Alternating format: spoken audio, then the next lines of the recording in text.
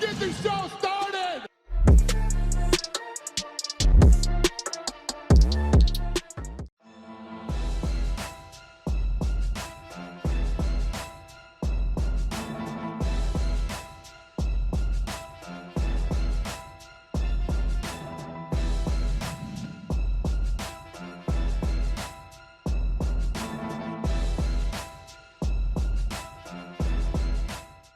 In the lead up to UFC 269, CHAEL Sonnen was one of the few analysts who had predicted Julianna Pena would pull off a massive upset win against Amanda Nunes.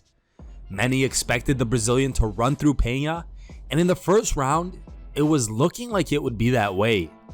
But as good old Uncle CHAEL predicted, Pena shocked Nunes with a second round submission at UFC 269 on Saturday night.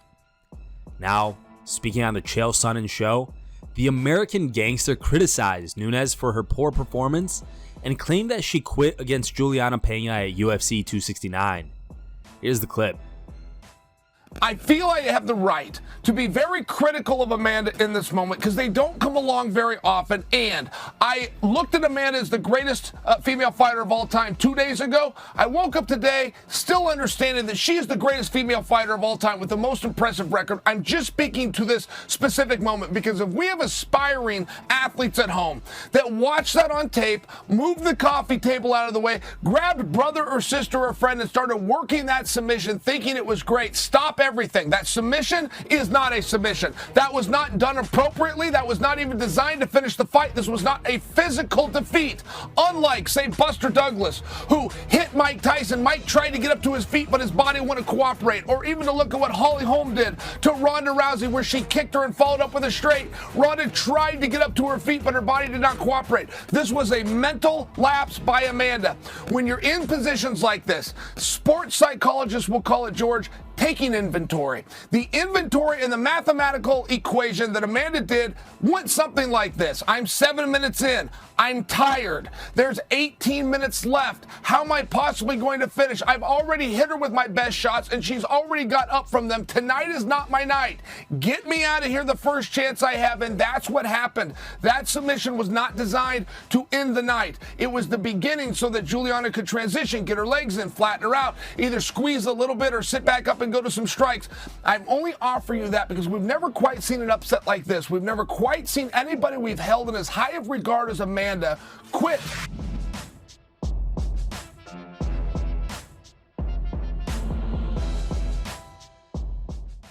After Charles Oliveira beat Dustin Poirier at UFC 269, Conor McGregor took to social media to say he will be fighting the Brazilian for the belt in his next fight.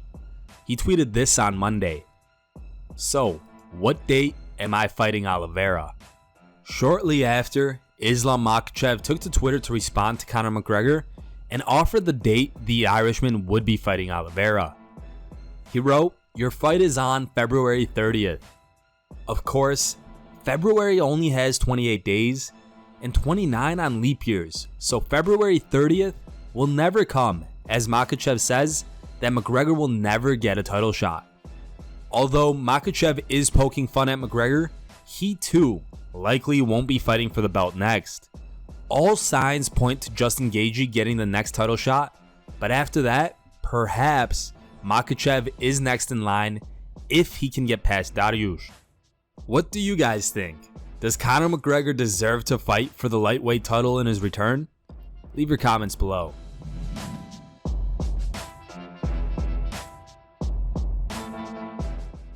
On Monday, Conor McGregor sent out a tweet asking Charles Oliveira when he'd like to face off in the Octagon. The Irishman answered his own question in part by suggesting his war with Oliveira would be Ireland vs Brazil too. Shortly after, Oliveira replied to McGregor's callout by saying, "What do you think about this weekend? I'm ready, I'm still in town, and there's an up-and-coming event. Let's go, baby."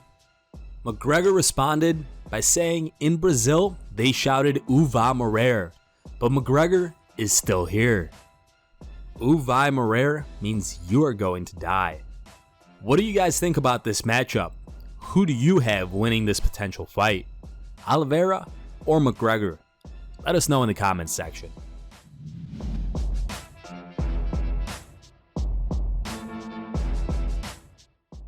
Kevin Lee was recently released by the UFC at the end of November, and many were eager to see where he would sign. Although many thought he would sign with PFL or Bellator, Khabib Nurmagomedov has revealed that Lee is close to signing with his promotion, Eagle Fighting Championship, and that it will be official in a few days. Not only is Khabib close to signing Lee, but he says that if other UFC veterans like Cody Garbrandt or Tony Ferguson get released, that he would be interested in signing them too. Here's the clip. Можно ли сказать, что в ближайшем будущем мы можем увидеть Тони Фергюсона, Коди Гарбранта под эгидой UFC? Все может быть. Мы открыты ко всему. Мы даже вот сейчас ведем через 2 дня, ближе к пресс-конференции у нас уже будут ответы. Скорее всего, наверное, Кевина Ли тоже подпишем. Потому что мы уже близки к подписанию, но это не официально. Почему бы и нет? Но эти люди делали себя на протяжении всей своей карьеры. У них там больше 10 боев в UFC, там бывшие чемпионы UFC.